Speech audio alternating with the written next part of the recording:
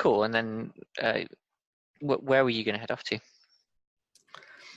I think actually, so I'm sure that I have already fucked up by letting someone else report this thing I saw outside. So I'm just going to make sure that this thing got reported. And as naive as I am, I'm going to go to my commanding officer to do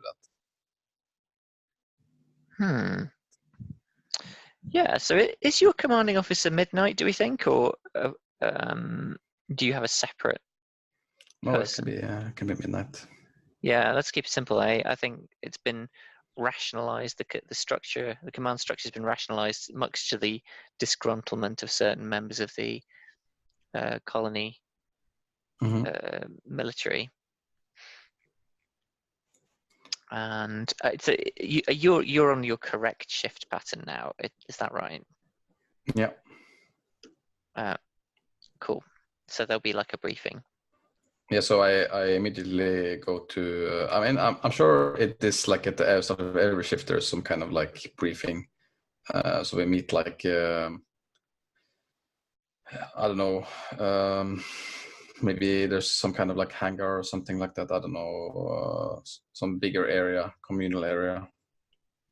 So Acker's like got a bunch of pilots lined up to get their briefing, and I think in my head Acker's a he. Is that okay? Because you invented him, right? He's like, okay, boys and girls, listen. I know some of you have been asleep and probably just got up from a nice night of shut-eye. Some of you have been asleep at the wheel. Should be getting some sleep, won't be getting some sleep. I'm not here to talk about that. The enemy are still out there somewhere.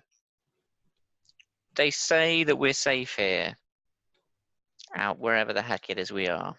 But however these guys move around, I am not taking any chances. So I will want you out there on your rotations as normal, patrolling the skies. First thing you see that is even slightly out of position. Yeah, you see your bunkmates wearing the wrong color pants. I want to hear about it. You do your jobs, and we make sure that everybody gets to come home alive at the end of this. Get out there.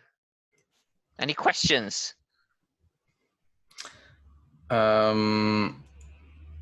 Yes, sir. I just wanted to confirm that. What was this guy's name? Gustav. That's his first name. He should have a second name probably, but I don't know what it was. Gustav Seamonk. Engineers Seamonk reported this substances that were floating around yesterday.